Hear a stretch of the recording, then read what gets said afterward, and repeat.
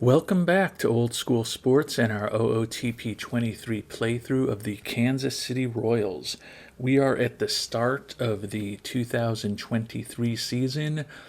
In terms of ownership's goal with the Royals for this year, they would like us to play close to 500 ball, hit more home runs, and re-sign Evan Longoria. Well, we're not re-signing Evan Longoria. Our record was 79 and 83 last year, and we have made some improvements in the offseason. So our goal is certainly to play better than 500 ball and hopefully be competitive for a playoff spot here in the American League. Although to be fair, we're actually predicted to be 3 games worse than we were last year. So perhaps our optimism is a bit overstated, but I still think this team definitely has a chance to be above 500. You can see that Bobby Witt Jr., who we recently signed to a long extension after he won Rookie of the Year last year, is projected to be one of the top hitters in the AL this upcoming season. Unfortunately, we don't have anyone expected to be among the top pitchers, but it is what it is. Looking at the Royals lineup, Jose Suarez, who we picked up in a trade last year while he was injured, is going to be our number one starter. Brad Keller is back, number 2. Joe Ross, free agent signing, number 3. Hayden Wesneski, who we traded for with the Yankees last year when we traded away our catcher, is the number 4 starter for us. Salvador Perez obviously was the catcher we traded away, and then Daniel Lynch will be our 5th starter.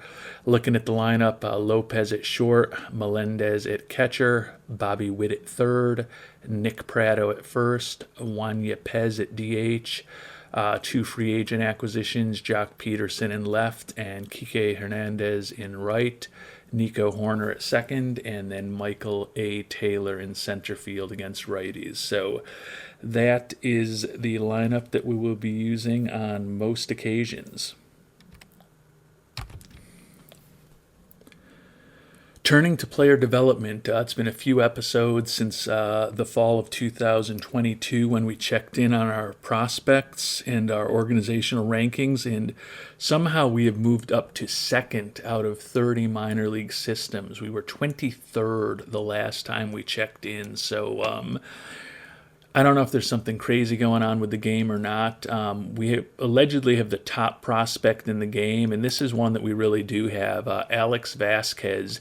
You know, if you've watched this episode, that I definitely believe in investing in scouting, investing in player development, and then having a scout who is really good in scouting internationally, and then also put the biggest chunk of my scouting budget into international scouting. And he was a discovery last fall, and you can see just a monster hitting profile if he happens to develop as expected, but he's only 16 years old, so he is many years off at this point. But then a couple of the other top prospects don't really make a lot of sense to me. Spencer Bauer, who we picked up in the 15th round of the draft last year, is allegedly the number 20 prospect in the game right now. He's got a profile where you can argue he could be, a 4th or 5th starter in the majors, but I don't really understand how he's ranked so highly. Caleb Lagerwell is a similar situation, was a 14th round pick in our draft last year, and he's allegedly the number 32 prospect in the game, and you can see he is an even more mediocre profile. So I think there may be some kind of flaw in the game for us to be ranked at the second system, and for those two to be so high. But it is what it is. The other people in the system make a little more sense. Ricardo Cabrera is who we got back also in the Salvador Perez trade last year from the Yankees, and you can see he's the number 53 prospect in the game. Hit 372 for the team in rookie ball last year. Definitely has good potential for us going forward. And then Melvin Moreno is an international free agent that we signed as a minor leaguer this past offseason. He does have the ability to get out of his contract after 30 days if we don't put him up into the majors. So we are going to have to figure out what to do with the number 81 prospect in the game over the next several weeks. As I talked about in the previous episode, just love his glove. So we're probably going to find a way to get him up to the majors before too long. And then two other top 100 prospects. Tyler Bosma, we picked in the 5th round last year, so it makes a little more sense that he might be a highly regarded pitcher. And then finally, Eddie Leonard, who we picked up from the loaded Dodgers organization when they left him available in the Rule 5 draft last December. Also a top 100 prospect, and we are hopefully going to be able to keep him on the major league roster all year to allow him to become a permanent member of the Royals organization. So, good to see that we have made some improvements in our system, but I don't really understand how Bauer and Lagerwell are ranked so high, looking at their profiles and where they were drafted. So it seems a little dubious to me that we've gone from the 23rd ranked system to the 2nd. But hey, I'll take it. And as the season begins, we're in pretty good shape financially. Still got about close to $12 million to spend. So if we get close to the trade deadline and we think we're still in the mix for a 500 record and playoff contention, certainly can take on a bit of salary through trade. We have definitely improved fan interest since we took over a season ago. And we sold a good number of season tickets this year, also up 30%. So we improved attendance significantly in 2022 from, obviously, I think, a COVID somewhat impacted year in 2021. But hopefully we can keep the momentum going with attendance at our games to generate more money and hopefully help our budget grow next year like it did this past year, where it increased from $142 million in 22 to $154 million this year. Obviously, would be great if we could open up a little more budget room for next season, because after signing Bobby Witt to that extension that I mentioned, we're not going to have a ton of money to extend other players or provide to free agents in this coming off season with the obligations that we've already got on the books. But we are going to kick the season off and check in anytime anything interesting happens. As you probably know, I play GM only, so the day-to-day decisions are all Mike Matheny's, unless I want to bring players up and down or put players on the injured list. But hopefully he'll put together a lineup with the new pieces we brought on board that will keep us competitive. And we've made it to the month of May, playing 14-14 ball, 500 ball for the Royals here. You can see we're last in the pretty sound American League Central with a 500 record, already 5.5 games behind the Twins, so certainly need to pick up the pace a little bit.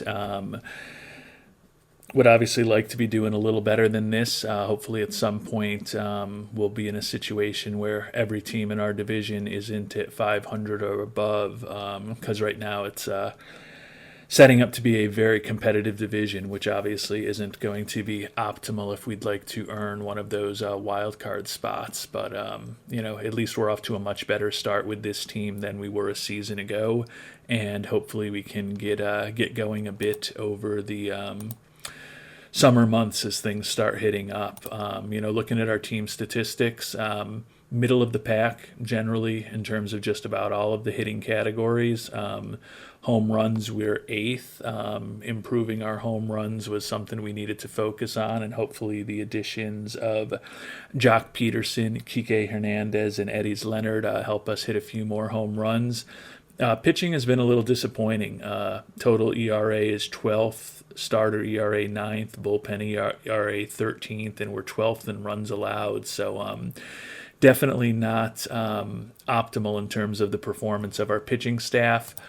We did just get Chris Bubic off of the injured list. So he has just started a rehab assignment down in Omaha. You can see he pitched really well in his first game down there, going 5 innings and striking out 10. So hopefully a few more games down there to make up for his abbreviated spring training and his injury that's had him out for about a month and a half, and we can bring him up, and hopefully he can bolster the rotation a little bit here in the month of May.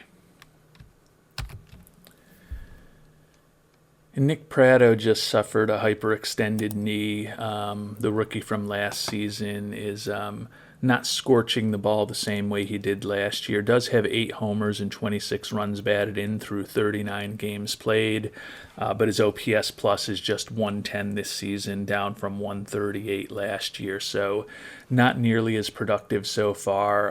Not going to have a huge impact on him, a minimal impact on hitting and throwing, and a moderate impact on running. But since he's going to be banged up for a week, we're going to put him on the 10-day injured list, mainly just to give Alec Boehm opportunity to spend some time with the major league team. Can see he's hitting .310 with 6 homers and 16 runs batted in for Omaha. Obviously a better player than you would typically expect to see on a AAA roster. So want to continue to see what he can do at the major league level. So going to bring Boehm back up for a week or so and see what that means. Matheny wants to do with the lineup, and Boehm is actually going to slot right in as our first baseman. So a little bit interesting that Vinny Pasquantino not going to get to play at first base with the absence of Pratto, but it's Matheny's decision. Speaking about Pasquantino, not getting a ton of playing time so far this year, hitting .257. But no homers through 35 at-bats, so he is not playing a ton for us, unfortunately. Eddys Leonard getting a little more action. You can see he's been able to start 14 games, really struggling for us, batting just 154 with a 31 OPS plus. Would hope that Matheny can find a little more opportunity for the youngster to get some experience and action with us this year. And while we're checking in on big-time players or players that are interesting, Bobby Witt Jr. is following up his Rookie of the Year season with an exceptional second season so far. 8 homers and 20 runs batted in, but a .324 batting average, .964 OPS, and a .165 OPS plus thus far through the first 6 weeks or so of this season. So the Royals are 19-21. We're going to be without Pratto for the next week and a half or so, but hopefully we can still put some wins together over the next couple of weeks. Last thing to look at is just what Chris Bubic has been doing down in AAA, and you can see he's now pitched 3 games, 16 innings, 4 walks, 18 strikeouts, 3.38 ERA. I think that's probably going to be good for him. Now, he did pitch yesterday, so going to keep him down there another 3 days or so. But then we'll be looking to bring him up to the major league team in a couple of days, and probably we'll have to make some decisions about who we're going to send down to the minors to get a spot cleared in the pitching rotation for Bubic. And with Bubic ready to come back, we are going to send Daniel Lynch down to Omaha. Had a really nice year for us last year, a 3.45 ERA, as you can see, in 154 innings, but has been pretty brutal this year with 23 walks allowed and a 7.17 ERA and 37 2/3 innings. Somehow does have a 4-3 record as our 5th starter with those bad numbers, but hopefully he can get things straightened out down in Omaha, and that will allow us to bring Bubic up to the major league roster and presumably take a spot in the rotation. Yeah, and it looks like the lefty Bubic is going to take that 5th spot that Lynch was in. So hopefully Bubic can perform a little better than he was, and hopefully we can start stringing some wins together. You can see 20 and 22, still kind of just win one, lose one as we head into the middle of May. And although we haven't brought up Melvin Moreno, he has not expressed any interest in moving on, and we actually just signed him to a 1-year extension for $800,000. You can see he's been flourishing, learning how to play second base down in Omaha. I'm going to probably give him some time to really hone his skills at third base shortly, and then I think we'll have a really great potential defensive infielder for us, although it looks as we've gotten to know him better and see him a little better. His range, not quite as exceptional as we had thought before. The big question with him is whether he's going to hit enough at the major league level. You can see he's only hitting .235 with a 65 OPS plus for Omaha, so certainly has some work to do with the bat, but there is potential for him, according to our scout, to increase his contact another 10 points and increase his plate discipline and eye also. So hopefully he can continue progressing defensively and offensively and maybe become a useful piece for us at the major league level going forward.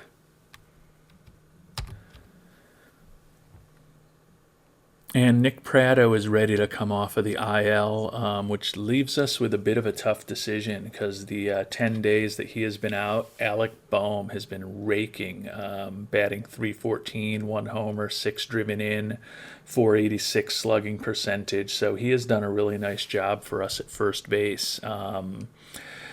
But we've got to either send him down or Vinny Pasquantino, who's not playing that much as a utility outfielder and,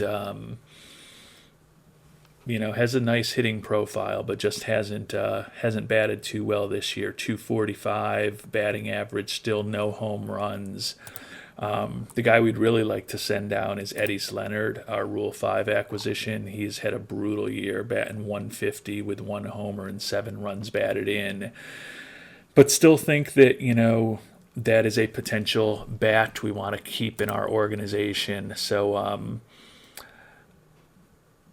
going to keep Boehm up. Alex done a good job for us. We're going to send Vinny Pasquantino, who still has 2 option years left, down to AAA.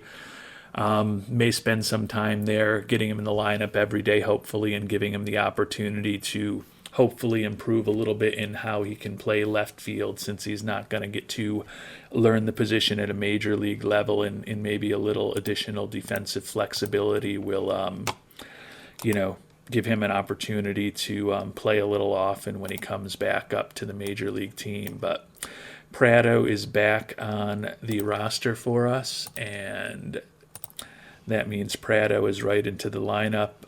Alec Boehm is now kind of a bat off the bench, but he was hitting well enough for us and is also, a decent defensive first baseman as far as a potential, late inning replacement, and can also play third base for us in a pinch. So hopefully we will see Pasquantino back with the big team again, but he is going to be down in AAA for the time being, and we are going to force him to play left field down there and hopefully improve his mediocre ability, or his poor ability to play that position now, and hopefully get it up to a mediocre level.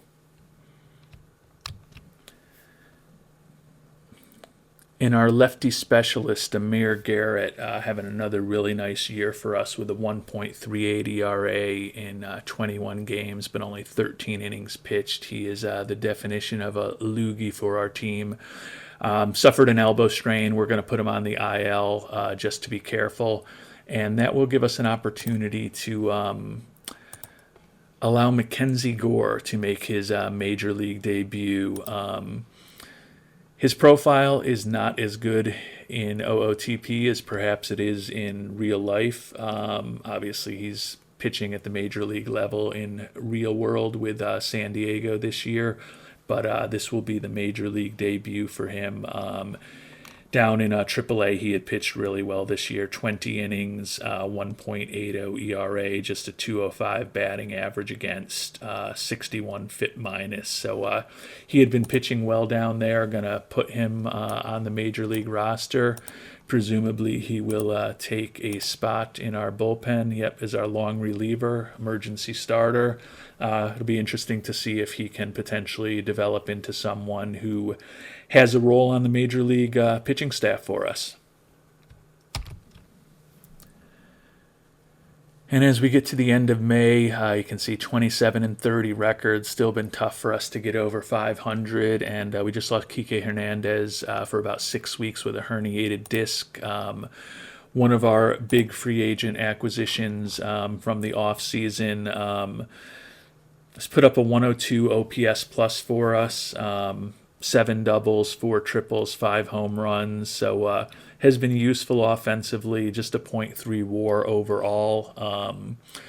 So unfortunately, we're going to be without Kike for probably the next month and a half or so. Definitely not optimal to be losing him, but will give us an opportunity to well, first, let's see what the lineup's going to look like. I'm imagining that could mean some more playing time for Eddie Leonard, hopefully, but let's see what Matheny says. Yep, that'll slot in Eddie Leonard in right field against both righties and lefties. So it will be good to get him a little bit of playing time. We'll have to see who we want to bring up from Omaha. Obviously, a chance that it could just be the obvious move in bringing Vinny Pasquantino up.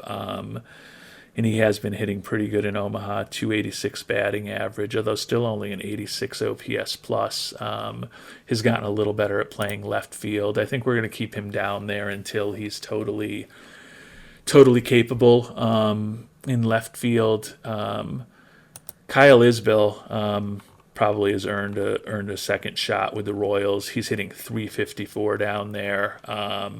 Used the option year for him this season to send him down, but he also can potentially play center field for us in a pinch. So we'll bring up Isbell to the major league roster and just hope that Matheny doesn't want to start him as the starter instead of Eddie Leonard. Let's see. Nope, he's actually playing things the way that we want. So good to have Isbell back on the roster as a utility outfielder for us, and hopefully have an opportunity to contribute.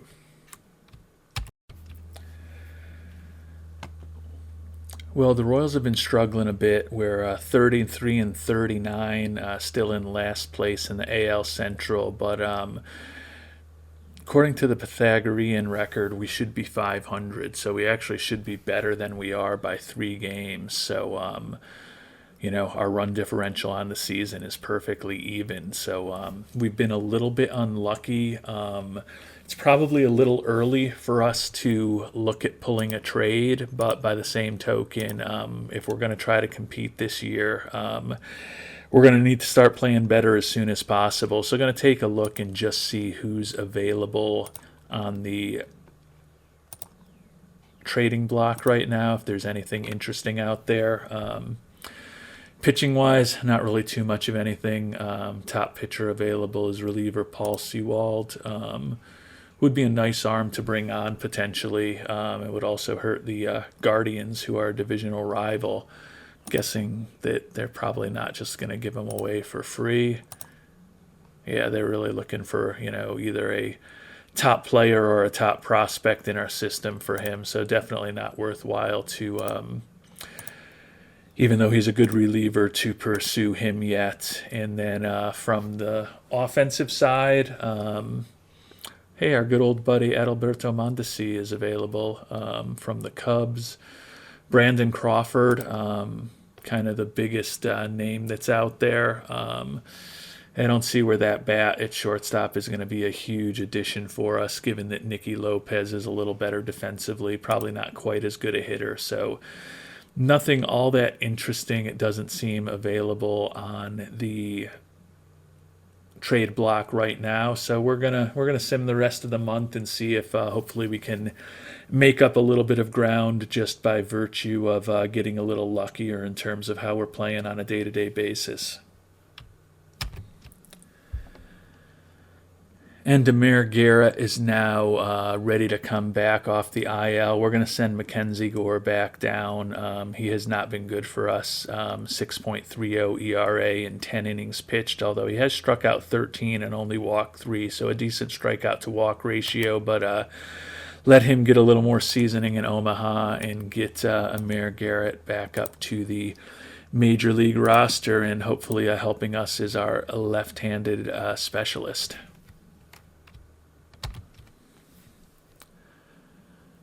Another injury for the Royals as we head towards the end of June. Joe Ross, who was our free agent acquisition as a starting pitcher, out with elbow inflammation for 2 weeks.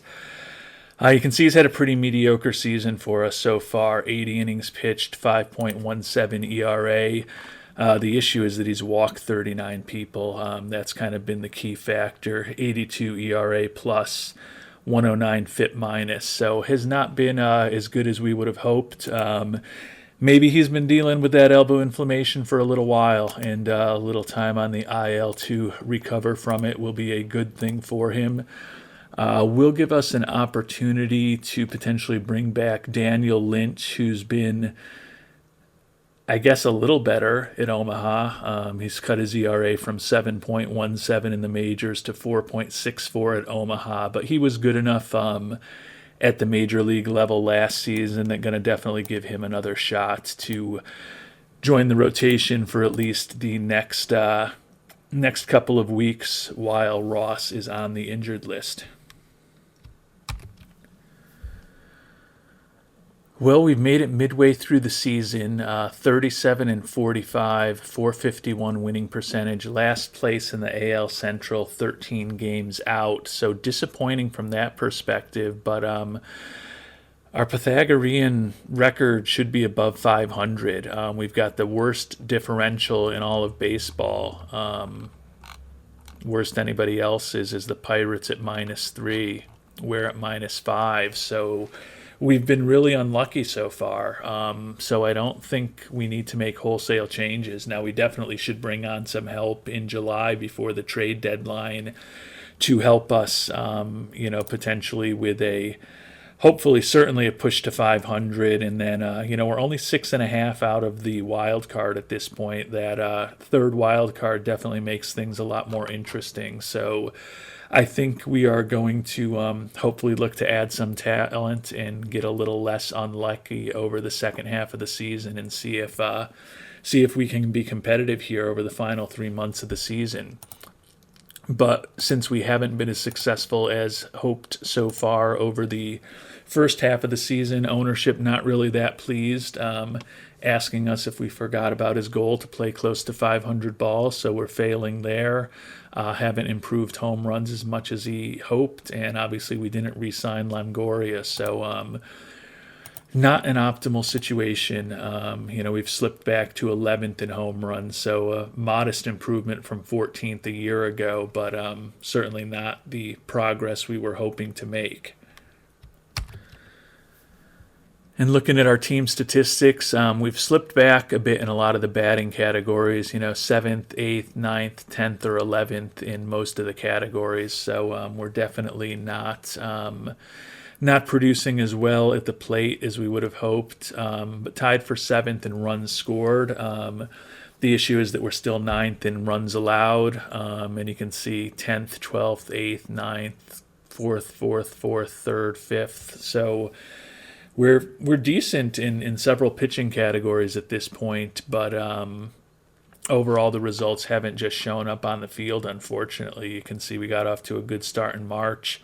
We're close to 500 in April, but both May and June have been pretty mediocre months for the Royals, which adds up to a pretty mediocre season as we're halfway through, unfortunately. Taking a look at our pitching staff, the holdovers from the old Royals, Bubic, Keller, and Lynch have all been pretty rough for us. Bubic with a 5.62 ERA, Brad Keller 5.38, and Daniel Lynch 7.17 at this point. Jose Suarez has been a decent addition, only a 3-6 record, but that 4.23 ERA and that 100 ERA plus stack up pretty well compared to the rest of our starters.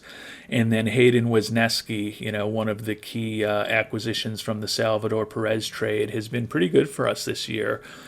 1-4 record, which is not great, and he doesn't go a ton of innings, but a 3.22 ERA, which is good for a 1.32 ERA plus. So he has been pretty solid for us. Looking at the bullpen, Amir Garrett, who we talked about earlier, back from the IL, lefty specialist with a 1.32 ERA. The issue is it's only over 13 2/3 innings, but very effective when he's on the mound. And then our closer, Scott Barlow, 0-3 record, but 10 saves, 2.67 ERA, 183 batting average against, and a 159 ERA plus. So he has put up half a win above replacement for us. Dylan Coleman has been very effective out of the bullpen for us. 3.71 ERA, but across 53 1/3 innings, 2 wins, 3 losses, and a couple of saves for us also, with a 291 FIP and 1.1 wins above replacement. So Hayden Wesneski and Jose Suarez are the best pitchers so far for the Royals midway through the 2023 season.